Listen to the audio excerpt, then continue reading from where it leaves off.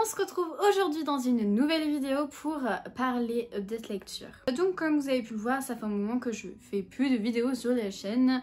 Non pas que je n'ai pas le temps, puisque si, je pourrais très bien me dégager du temps, c'est juste que je ne retrouve plus la motivation en fait. Et là j'ai réussi à me motiver pour vous parler un peu de mes dernières lectures, puisque si je reprends un petit peu mon carnet, il y a quand même pas mal de livres dont je vous ai pas parlé encore. Des livres que j'avais lus en juin. Ouais, donc je crois que là on va être sur des livres que j'ai lus en juin, peut-être même juillet. Je sais plus parce que j'ai un petit code couleur, mais je sais pas si vous voyez, voilà. J'ai un petit code couleur, mais je n'ai pas mis à quel mois ça correspondait. Et il y a peut-être un mois où j'avais pas lu de livre, donc je ne sais pas trop. Mais enfin bref, on a vraiment du taf. On a des livres à rattraper, on a des avis à rattraper. Du coup, dans cette vidéo, j'ai décidé de vous parler de la disparition de Stephenie Meyer de Joël Dicker, du livre des Baltimore aussi de Joël Dicker, de Blick, la BD de Squeezie, du tome 2, du tome 3 rapidement donc de Magda Hicklepotz que j'avais lu, que j'avais emprunté à la bibliothèque. Et je vais aussi vous parler donc de deux romances, Behind the Bars de Brittany Setcheri et Failing Again de Morgane Encomble. Et on commence tout de suite avec la disparition de Stephenie Meyer de Joël Dicker. Donc là c'est dans les éditions de Fallois, c'est un exemplaire très abîmé que j'ai trouvé dans une boîte à livres, mais moi je l'ai écouté en audio, je ne l'ai pas lu version papier. Ça fait un moment du coup que je l'ai lu.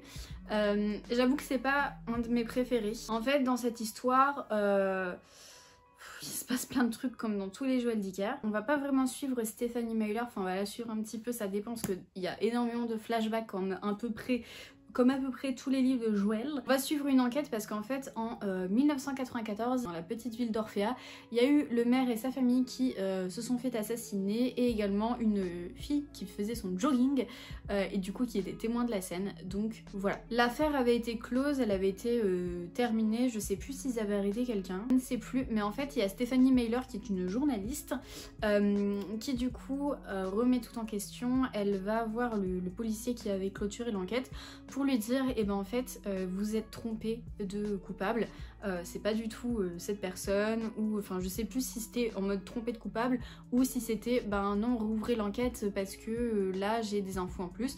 Mais en tout cas Stephenie Meyer elle a tout chamboulé et du coup c'est ce qu'elle a annoncé au policier, sauf qu'en fait Stephenie Meyer 2 jours après je crois elle disparaît. Donc finalement on sait pas qu'est-ce qu'elle avait découvert, pourquoi est-ce qu'elle voulait rouvrir cette enquête, qu'est-ce qui se passait, tout ça. Et donc du coup voilà, donc les policiers vont devoir se mettre sur la piste de Stephenie Meyer pour pouvoir savoir vraiment qu'est-ce qui s'est passé en 1994 et pouvoir rouvrir l'enquête.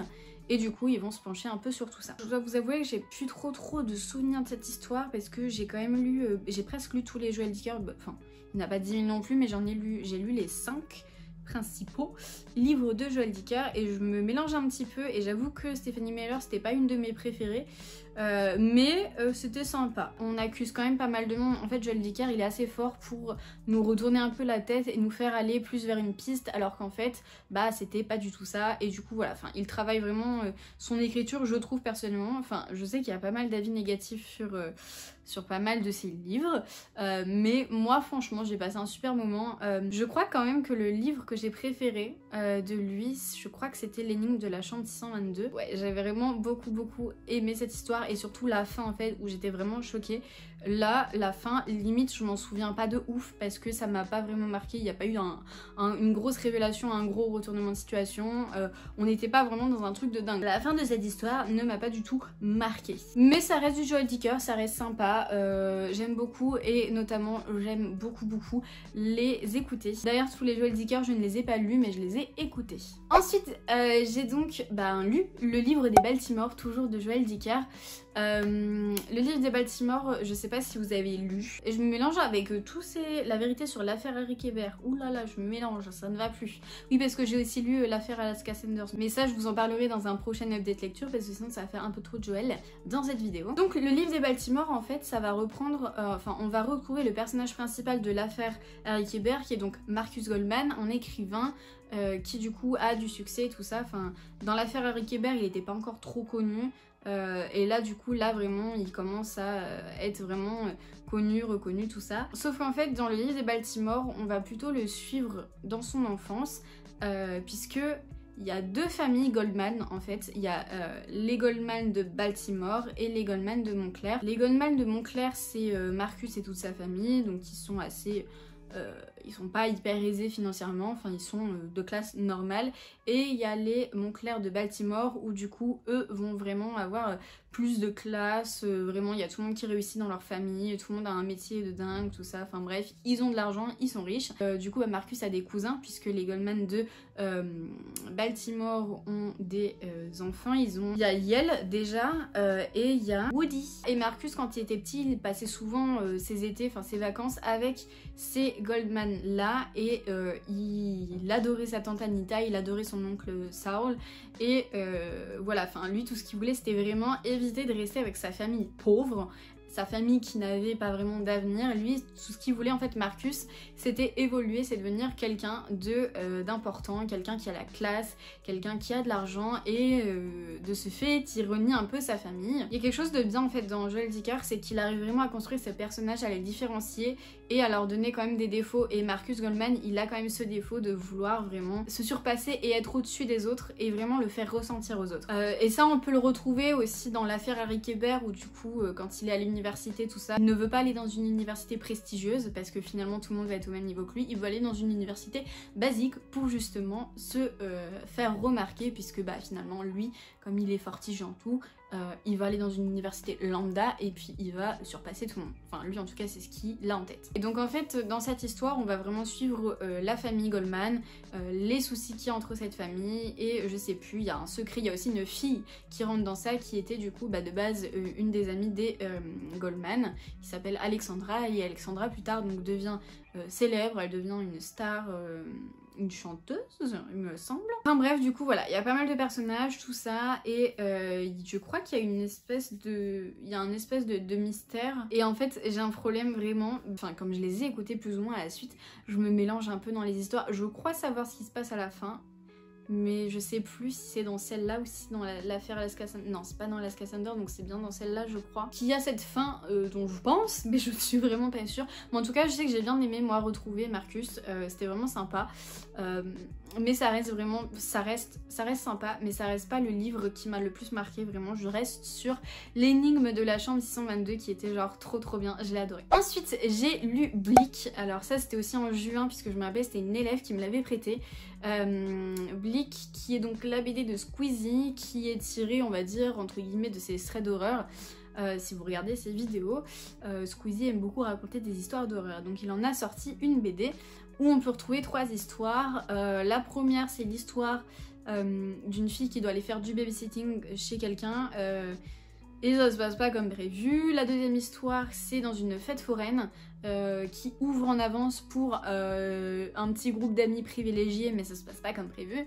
Et la troisième histoire c'est des enfants qui vont partir faire un camp de vacances avec d'autres enfants mais ça ne se passe pas comme prévu. Voilà. Personnellement ce que j'en ai pensé, je trouve que ça va un peu vite donc finalement on n'a pas trop le temps d'avoir peur, on n'a pas trop le temps de s'attacher tout ça et je crois que mon histoire préférée c'était la deuxième avec la fête foraine même si enfin ça me paraît un peu improbable toutes les histoires, surtout la deuxième et la troisième, vraiment. La première encore ça pourrait vraiment se passer, mais voilà, ça reste quand même assez improbable. Les dessins sont sympas mais sans plus. Et je crois que c'est des dessins différents en fait pour les 3 histoires. Et vraiment ouais, celle que j'ai préférée c'était la deuxième, notamment aussi au niveau des couleurs qui était beaucoup plus sympa. Alors je suis désolée, j'ai pas fait de plan de la BD donc je peux pas vous insérer des petites images de la BD mais voilà, après je la trouve pas si ouf que ça. Enfin je m'attendais quand même à un truc beaucoup plus dingue, ça se lit vraiment très rapidement, en 30 minutes c'est plié, même pas, donc voilà, un petit peu déçue quand même. J'espère que s'il en fait une prochaine, je crois qu'ils vont faire une prochaine, qu'elle sera mieux, donc voilà. Mais là, enfin heureusement qu'on me l'avait prêté parce que si je l'avais acheté de moi-même j'aurais été vraiment déçue. Ensuite je vais vous parler de Behind the Bars de Brittany St. Cherry dans les éditions Hugo Pache. Je crois que je vous en avais parlé en vlog mais pas du coup en update lecture. C'est un Brittany St. Cherry donc forcément c'est très bien. Je pensais pas aimer autant cette autrice mais finalement toutes ces romances que j'ai lues, enfin j'en ai pas lu des masses, il y en a une autre qui viendra dans un prochain update lecture mais finalement j'aime beaucoup en fait. Enfin j'ai lu les Eleanor and Gray et London and Shea, et j'ai beaucoup aimé, et j'ai lu du coup The Air He Breathes, dont je vous parlerai plus tard. Mais du coup voilà, Behind the Bars, en fait on va suivre deux personnages. La première c'est, comment s'appelle-t-elle cette dame? Au départ dans cette histoire on va les retrouver quand ils sont adolescents, quand ils sont au lycée, tout ça. Donc on va suivre Jasmine qui est une adolescente, qui est dans un lycée lambda, et en fait elle est assez populaire, et sa mère la pousse à prendre des cours de chant, des cours de danse, des cours d'acting pour plus tard devenir célèbre, tout ça. Sauf que elle, ça la saoule un peu, enfin, c'est pas vraiment son rêve à elle, mais c'est plus le rêve de sa mère. Et en parallèle, on va suivre Elliot, donc qui au lycée est un garçon très frêle, tout mince. Il se fait un peu victimiser par les brutes du lycée. Et en fait, Jasmine, elle est populaire, et du coup, elle est pas trop d'accord avec ce qui se passe avec Elliot, donc elle va essayer de le protéger à sa manière.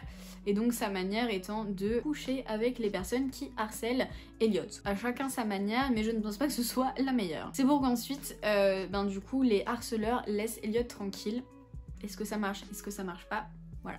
Il y a un gros drame aussi qui va se passer dans cette histoire, ce qui fait que les personnages vont s'éloigner, mais ils vont se retrouver des années plus tard où Jasmine travaille toujours dans la musique, elle fait des chansons, tout ça, mais vraiment elle a pas la passion du métier.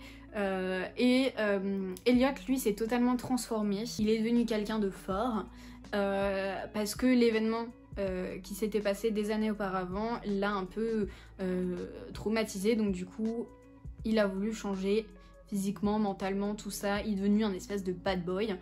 Et en fait, ils vont devoir se retrouver, les personnages, je ne sais plus pourquoi. Dans cette histoire, on a aussi un personnage qui est un vieux monsieur qui s'appelle TJ, et qui est pas de la famille, ni de Jasmine ni d'Elliot, mais je crois que c'est le voisin de Elliot. Et en fait, il va les aider vraiment sur pas mal de points psychologiques, tout ça, un peu un espèce de thérapeute, on va dire. Très sympa, et en fait, on va être bercé par la musique jazz, surtout, dans cette histoire, puisque ça se passe à la Nouvelle-Orléans, et voilà, et Behind the Bars, parce que du coup, non, je vous dis pas, vous découvrirez par vous-même. Ce que j'en ai pensé, c'était vraiment sympa, c'était vraiment pas mal. Peut-être j'avais eu un peu plus de mal au début avec l'histoire quand ils étaient un peu ados, tout ça, mais finalement, enfin, ça passe un peu de amis, après lovers, et après on se sépare pendant des années, on se capte plus, puis après on se recapte, mais on est un peu ennemis, enfin voilà, puis après ça passe à lovers, enfin, c'est assez sympa, j'avoue. Et puis Brittany Setcheri, elle a quand même le truc en fait pour rendre intéressant ces personnages, pour nous faire aimer ces personnages et s'attacher à ces personnages, donc franchement ça reste une très belle romance, et voilà, j'ai beaucoup aimé, même si c'est pas ma préférée. Je pense que ma préférée restera London and Shea. Ensuite j'ai lu Failing Again de Morgan Moncombe, toujours dans les éditions Hugo Poche, hein. J'aime beaucoup Morgan Moncombe, comme je pense pas mal de personnes ici présentes. Morgan Moncombe, qui est une autrice française incroyable. Failing Again, c'était le seul que je n'avais pas lu encore, mais bon, maintenant il y a l'As de pique qui est sorti, donc il va falloir que je le lise, enfin que je l'achète premièrement. Failing Again, on va suivre deux personnages, donc on va suivre Fleur, qui a un autre nom qui est Lila, et on va suivre aussi Aaron. Lila et Aaron, en fait, enfin Fleur et Aaron se sont rencontrés quand ils étaient petits. Ils étaient voisins, non, ils étaient pas voisins, ils étaient dans la même école, tout ça. Et en fait, ils se retrouvaient, Lila en fait essayait de devenir amie avec Aaron. Au départ, Aaron il voulait pas, et finalement ils ont commencé à créer une amitié. Et ils ont dû se séparer suite à un drame dont on ne sait pas ce que c'est au départ de l'histoire. Mais seule Fleur s'en rappelle, puisque Aaron a tout oublié suite à cet événement traumatisant. Il a eu un choc post-traumatique qui fait qu'il a oublié tout ça. Donc ils vont se retrouver des années plus tard. Aaron lui travaille dans une boîte de jeux vidéo, et en fait Fleur Lila, elle est graphiste, illustratrice, tout ça, enfin bref, et en fait elle n'a pas de travail, donc du coup elle cherche un travail, et elle va postuler donc dans cette boîte là où il y a Aaron, et en fait elle va le reconnaître direct, lui ne va pas la reconnaître. Et lui en fait il est infâme, il est pas du tout sympa avec les gens, il ne vit que pour son travail. Et en fait Lila, comme elle a vu qu'il la reconnaissait pas, elle lui a pas dit « salut, c'est moi, c'est Lila », elle a continué à rester focus dans son truc, voilà, juste d'essayer de parler avec Aaron, même si Aaron ne veut pas parler. Elle a changé de nom en fait quand elle est devenue graphiste, et où du coup elle s'est appelée Lila, je crois. Ou l'inverse, Je ne sais plus. Franchement, cette histoire était genre incroyable. J'ai adoré vraiment Morgane Moncombe quoi. J'étais à fond. Enfin, de toute façon, quand je suis à fond, je dévore le livre, je le lis. Je peux passer des heures à le lire pour le terminer. Je ne lis pas hyper vite, donc forcément, je vais passer des heures à lire le livre. J'ai adoré le personnage de Fleur. Enfin, elle est incroyable. Elle a été adoptée aussi, il faut le savoir. Et Aaron, lui, donc, il est d'origine asiatique, je crois. Et ses parents n'aiment pas trop, du coup, la famille de Lila parce qu'il s'était passé quelque chose avant. J'ai aussi adoré le personnage de Aaron parce qu'en fait c'est un personnage qui est vraiment renfermé sur lui-même, qui est très focus en fait sur son boulot et il ne fait rien d'autre. Il peut finir à 23h, rentrer chez lui, se lever le lendemain matin à 5h pour partir au boulot, vraiment il ne fait que ça. Et ce qui fait qu'il a pas d'amis, il a personne dans sa vie et en fait Lila va venir chambouler sa vie dans le bon sens. Et peut-être un peu dans le mauvais, ça dépend, puisque ça va faire revenir des souvenirs en fait à Aaron. Même si au début il va pas s'en souvenir, je sais plus à quel moment, mais du coup va y avoir un déclic. Et du coup voilà, je vous laisse découvrir cette histoire si ce n'est toujours pas fait. Et si c'est déjà fait, n'hésitez pas à me dire ce que vous en avez pensé, parce que je l'ai trouvé genre trop bien. Quand je l'ai terminé, j'avais juste une seule envie, c'était de le recommencer, de le relire. Quand ça fait ça, c'est que c'est un très bon livre. Mais de toute façon, comme vous avez pu le voir, je suis vraiment dans un mood romance. Ça y est, je suis une romance girl. Alors qu'avant, j'étais beaucoup plus fantasy fantastique. Et vous les voyez, tous les livres fantasy fantastique qui m'attendent dans ma palle? J'en ai beaucoup. Je ne peux pas me permettre de lire que des romances. Et du coup, il nous reste les deux derniers tomes de Magla Hicklepot, je sais même plus comment ça se dit, que j'avais emprunté à la bibliothèque. Je vous avais parlé du tome 1, je crois que je vous en ai parlé aussi en vlog, du tome 2 et 3. Magla Hicklepot, je sais même plus de qui c'est. J'avais bien aimé le tome 1, c'était sympa, c'est l'histoire donc d'une sorcière. Le monde est un peu divisé entre les sorciers et les non-sorciers. Enfin, les personnes sont à moitié au courant qu'il y a des sorciers, des sorcières. Enfin, c'est un peu un monde qui n'est pas comme le nôtre, mais un peu comme les nôtres. Donc voilà. Mais les dessins sont très sympas, donc j'ai beaucoup aimé. Magda, elle est sympa aussi. J'avoue que l'histoire en elle-même, j'étais pas vraiment prise dedans. Alors autant le premier tome, il était très sympa, mais le reste, je sais pas, je trouvais que c'était assez long. Qu'il y avait peut-être des personnages un peu où on les mettait là et puis finalement on s'en servait pas trop, donc ouais, des fois il y avait un peu des personnages inutiles. Pareil, une histoire d'amour qui sort un peu de nulle part parce qu'il faut mettre une histoire d'amour. J'ai pas trouvé cette histoire incroyable vraiment, enfin voilà. Après ça reste qu'un avis, mais ça m'a pas marqué de ouf, si ce n'est que les dessins je les trouvais très beaux. Si, il y a aussi un truc que j'ai bien aimé dans cette histoire, c'était le fait que Magda en fait elle a une petite pie qui est tout le temps avec elle, qui s'appelle Magpie je crois, qui lui donne des petits conseils, des petits trucs par-ci par-là. Donc voilà, il y a un peu d'humour aussi dans cette histoire, donc ça c'était sympa. Mais voilà, après il y a une brigade des sorciers, tout ça, enfin c'est un peu... Je pense qu'il manquait réellement quelque chose à cette BD, mais au-delà de ça c'était quand même sympa. Enfin sympa. Je me suis pas non plus hyper forcée à les lire quoi, ça se lisait tout seul, en même temps c'est une BD donc ça va assez vite. Et ben on en a terminé pour cette update lecture, j'espère que ça vous a plu. Il me reste encore 1, 2, 3, 4, 5, 6... 6 livres dont je dois vous parler, mais je le ferai dans un prochain update lecture parce que sinon la vidéo va durer 1000 ans et ce n'est pas le but. Donc voilà, j'espère que ça vous a plu, n'hésitez pas à me dire si on a lu des livres en commun, si vous les avez aimés, si vous les avez pas aimés. Et n'hésitez pas à me dire quelle est votre lecture en cours ou si ça fait toujours plaisir. Et si la vidéo vous a plu, un petit pouce vers le haut, n'hésitez pas à vous abonner aussi à la chaîne si ce n'est toujours pas fait. Et puis moi je vous fais des gros bisous.